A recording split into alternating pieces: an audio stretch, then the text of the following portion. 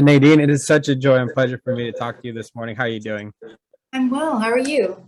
Really, really good. I'll be honest, I love this show so much.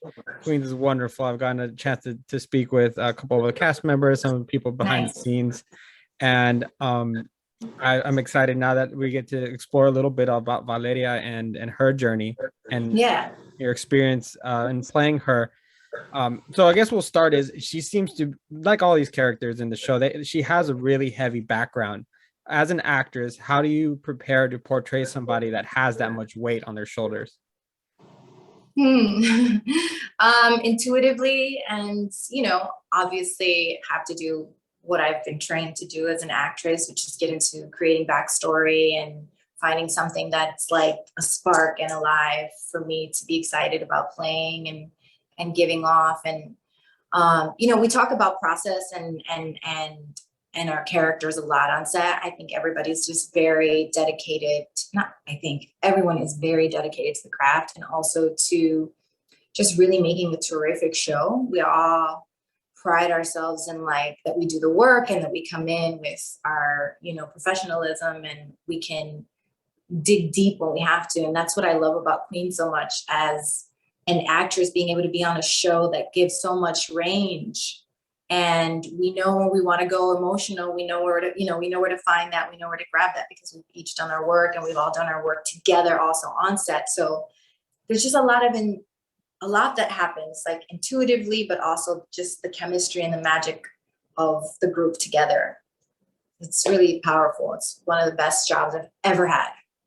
Talking about that chemistry, you're working with Brandy and Eve, two of stars from the 90s when it comes to hip hop and rap. And now you get to the opportunity as an actress to portray also as a part of that, being part of that group, being a musician. How is that for you? So today I feel really proud and really just proud of how far I've come from the first episode to where I am now. At first I was terrified. I I was panicking all the time and I still do panic, but less now. I have so much more confidence in this side of myself. And I think that I was very surprised when I got hired. I knew that I wasn't surprised with the acting portion of it, but definitely the music portion of it. And I just stepped into it because sometimes, life just gives you an opportunity and you have to step into it, whether you think you're ready or not. And whether you rise to the occasion or not determines how far you're going to get after that. And I just felt like it was very character building and it was an opportunity for me to just really face some of my fear around exposing other parts of myself. And one of those things was my voice, and also my dancing. Yeah, so it's just been really life changing for me. And that that really pairs well with your character Valeria because we see her sometimes with that same almost imposter syndrome that she's feeling. But that Exactly. will take us to the clip that we got to share this weekend with you in the sound booth, just dropping Yeah. some hot reggaeton a little bit. Yeah. And so does that how has her confidence grown in the show, and how has that her character, her storyline helped you maybe off screen? I think it's one of these things where life imitates art and art life, because I really think that the show creator writes based off of some of my own conversations or my own fears. And I'm just like, there's just no way that Valeria is this much like like me. There's something going on here. So I think that well, definitely for the reggaeton part, this was something that I brought to him so early on. I was just like, look, I have to introduce the queens to reggaeton, right? This is before we knew about Eve's leave and everything, when the show was just the queens and not what we've transitioned to. And because of all the changes, then one day I just get this script and I'm like, I'm going to be singing reggaeton. Like, what are you talking about? It was just such a moment. It was such a victorious moment for me because I felt like I have a voice, it's just like Valeria. It's like Valeria has a voice now. And through the reggaeton, she's finding herself as a real artist in the group. And I'm just so proud both my life on screen and my life off screen. I love it just because it adds another layer, because it's such an important part of culture, and then for your character and as for you as well, and for me as a Latino, I think that having that into the show just adds another voice in a show that's already filled with so many different themes that a lot of people can grab onto. So I love that. Oh yeah, and then also being the only Latina on the show too is like has its own challenges, right? It's like, and they actually wrote that in this coming episode where I say something like, I know what they say about me. Why is the Puerto Rican chick in the group? This girl can't rap, you know, the girl can't blah blah blah, whatever it is. And it's like, it's not like I was oblivious to coming in and being a kind of a target for that, which I've been in some ways. But most of the audience has responded to me really well and has been incredibly supportive. And so, you know, that kind of, I guess as a Latina also gives me more confidence, you know, that what I'm portraying is very authentic and that authenticity kind of just crosses over any language and any culture. Mm-hmm. And that's, as an actress, that's the most important thing. It's like, well, how can I just stay true to Valeria and her world? And then eventually they'll catch up to who Valeria's heart is and what she's really about.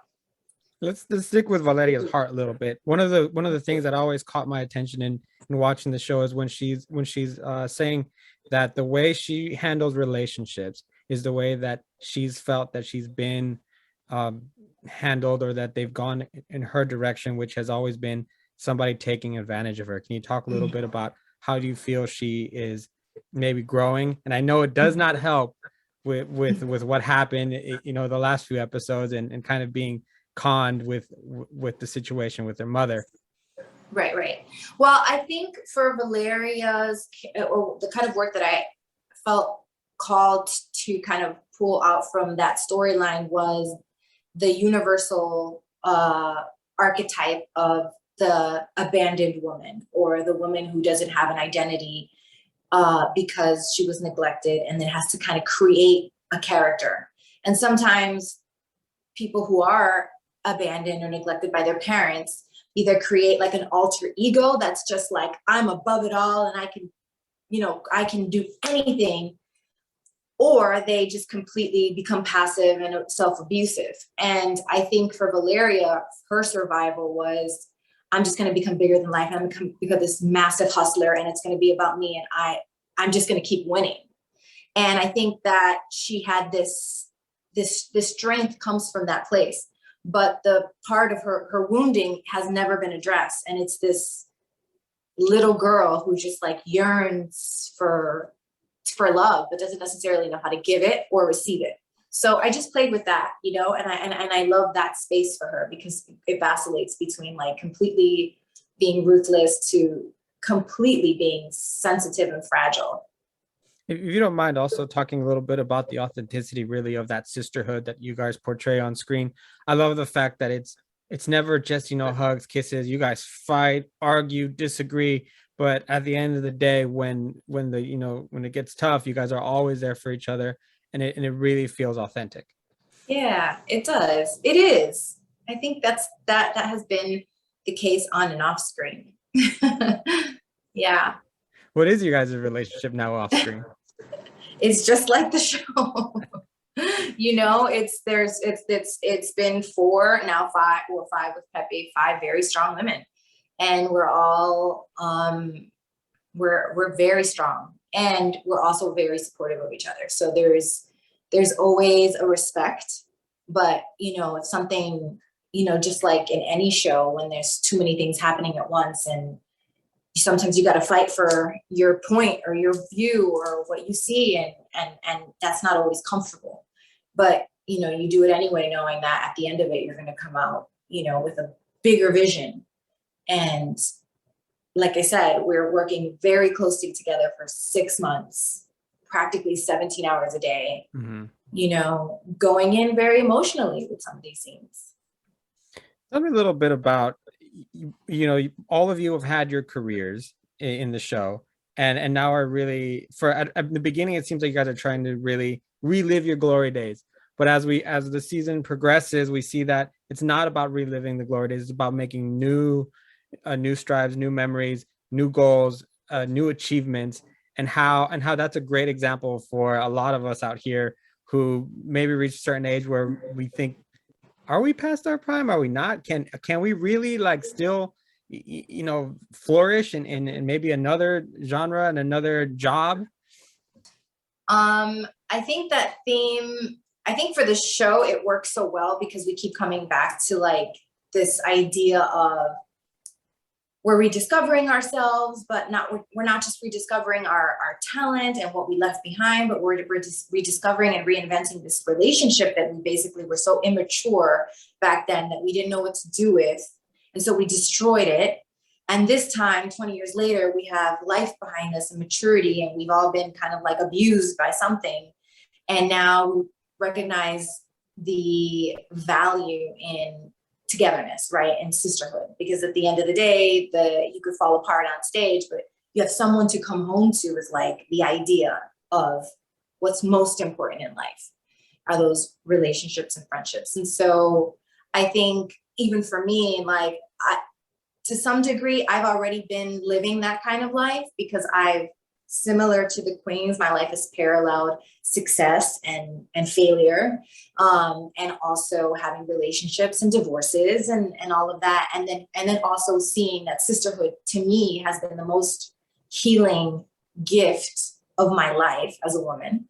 So, I feel like some of our characters on the show in their real lives didn't necessarily have that or haven't really had that. And this for them is their first time having a sisterhood. And that's what I love about us being off camera. Like I said earlier, like we're the same way on and off camera because there is a culture of sisterhood there. At the end of the day, we are going to hold each other, to a higher standard and a higher place. And we're not going to kick you while you're down.